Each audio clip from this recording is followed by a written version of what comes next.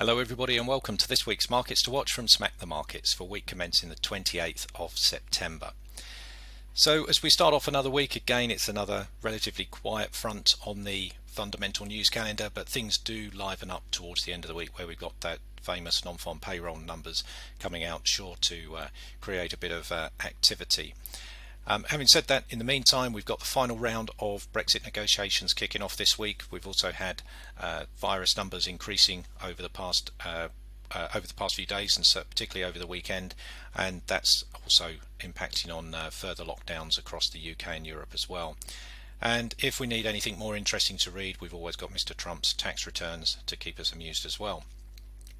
So one other thing to remind you of that is, on Wednesday this week, we're not going to be running the usual Wednesday newsletter. That is going to be posted. Well, in actual fact, what we'll be doing is inviting you live into our trading desks on Wednesday at 9 o'clock UK time. So there's a link below in the description, and if you take a look at that link, you'll be able to join us live, and we'll take a look at a number of markets that and build our watch list that are starting to look interesting for the second half of the week. So in the meantime, let's take a look at the markets and potential sort of opportunities that we're keeping an eye on at the beginning of this week. So if we take a look at Aussie Swiss first of all, this has been a market that's been on our watch list here for a while, and it really sort of comes up and take a look at this macro picture to start to see the reason why.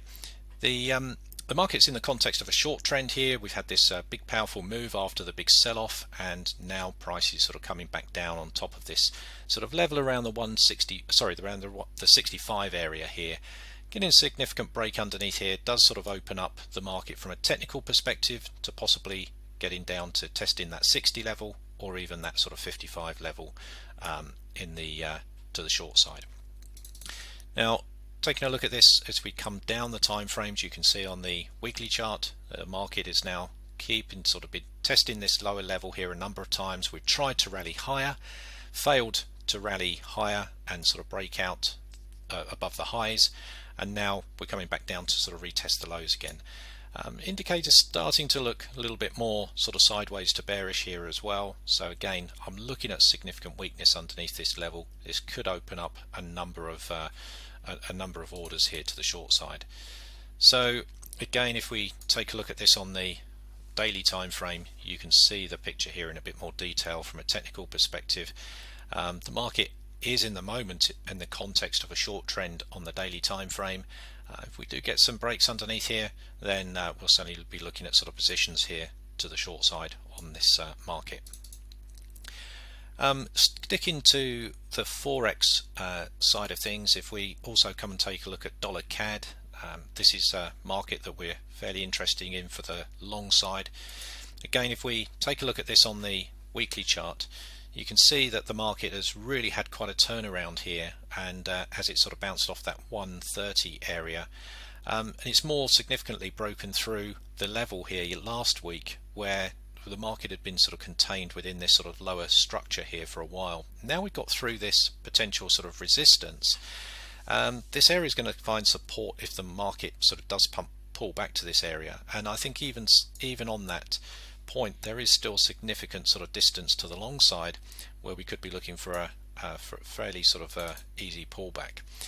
We can see that the daily time frames and the lower time frames are now starting to form long trends, and we're also within a trading window to the long side here on the daily time frame, and you can see that we've got quite a significant sort of resistance level above price. That's around 135, and we've got the market just sort of hovering over the beginning of that trading window here. So looking at continued strength in this market for moves to the long side on dollar CAD.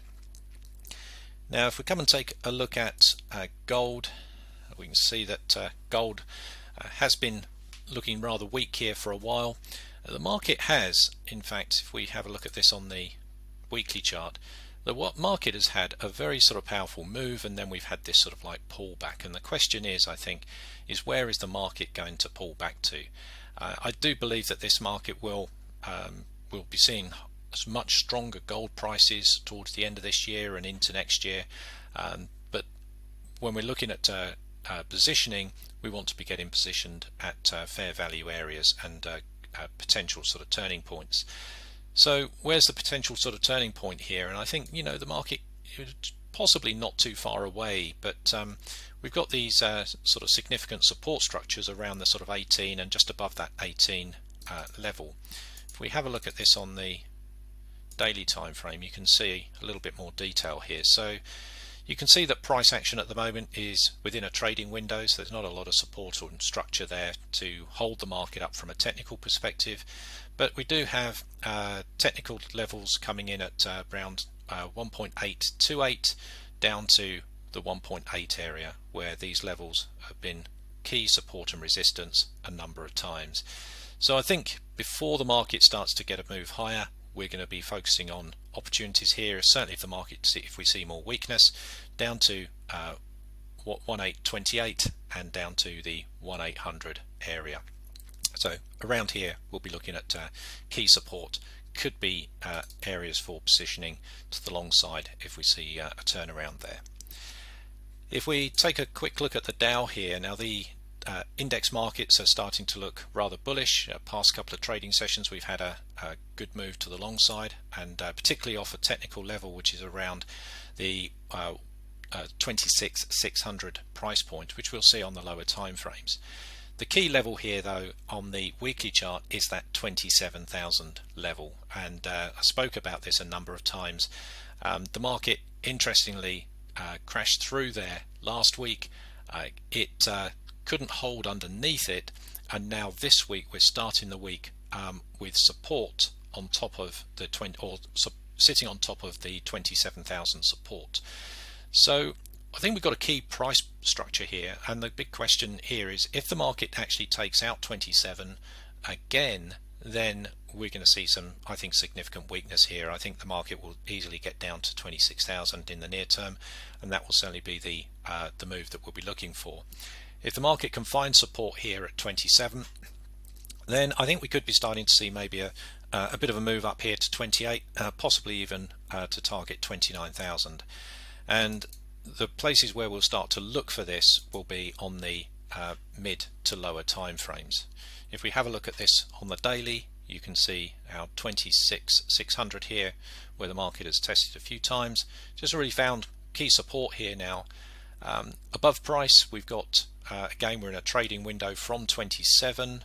We got that move up to 27,400. We've got a couple of levels in here as well before we get up to that 28,000 price point.